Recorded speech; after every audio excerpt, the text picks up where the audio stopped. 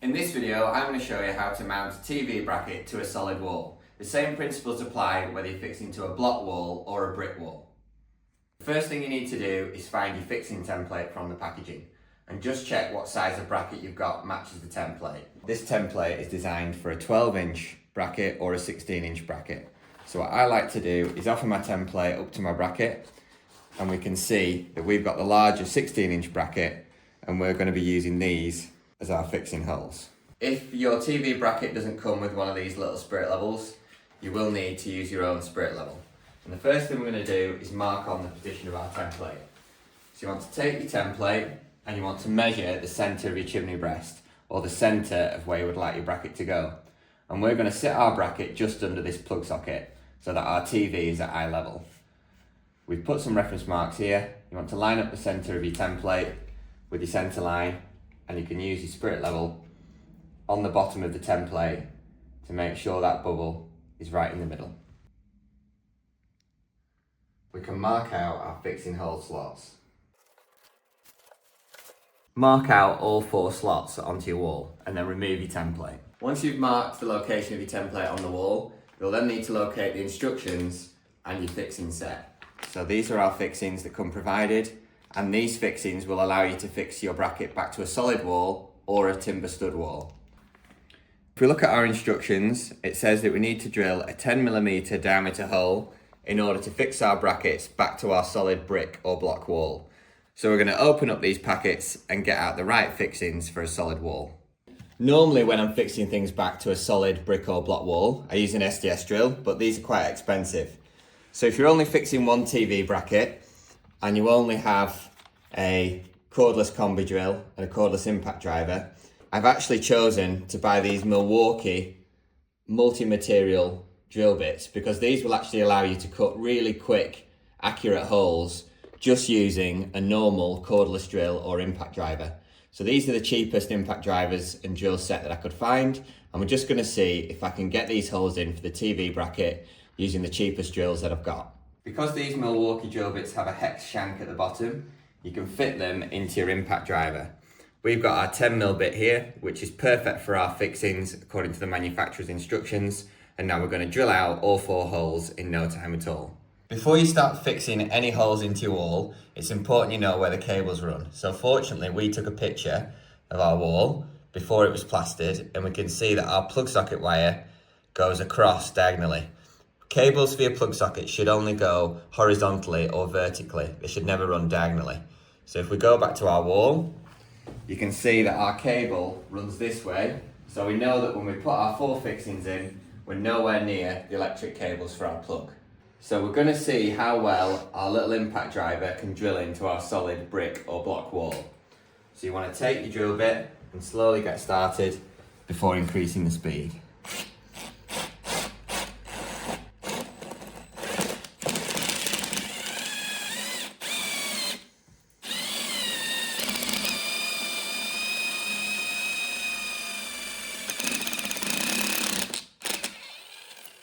You can see that we need to drill all the way into our wall to accommodate our fixings that came with our TV bracket.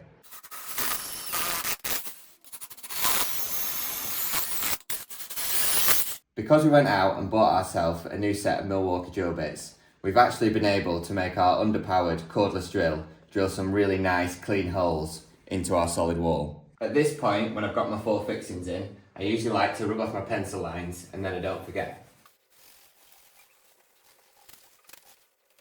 With our new Milwaukee multi-material bits, we've actually managed to get a nice clean hole with our old underpowered cordless drill. We've got our 4 black plugs, which came with our TV bracket, and then we've got our 4 fixing screws. We're going to tap the plugs into our holes and add the fixing screws through the bracket. We're going to insert our plastic plugs that came with our TV bracket. You can see because we drilled out the right diameter hole, these get a nice snug hold.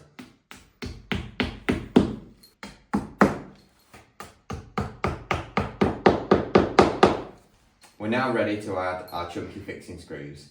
If you look at the heads of these screws, you'll find that they actually have a washer over our bolt, so we don't actually need to add washers to this. The easiest way to get your bracket on the wall is to extend it fully out so that the bracket isn't in your way. And then you want to place that over your plugs and then add your screws.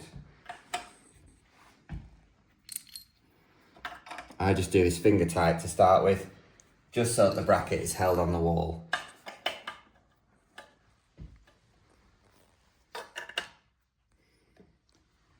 I always like to tap in my screws so that the plugs go a little bit deeper into the wall.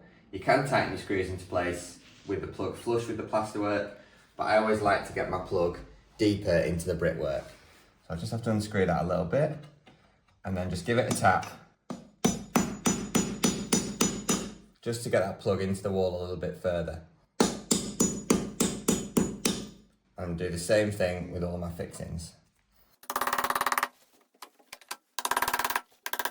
You'll find that the bracket will hold in place just by tapping in your screws and fixings.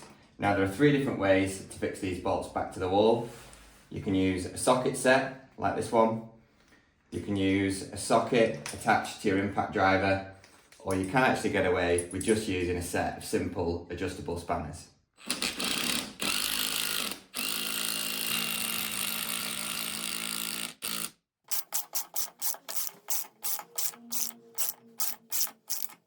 Try and make sure that your screws are in the centre of your slotted bracket.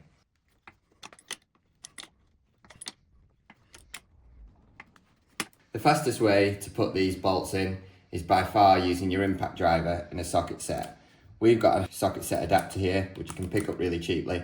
So you can use a standard 1/4 inch socket with your impact driver.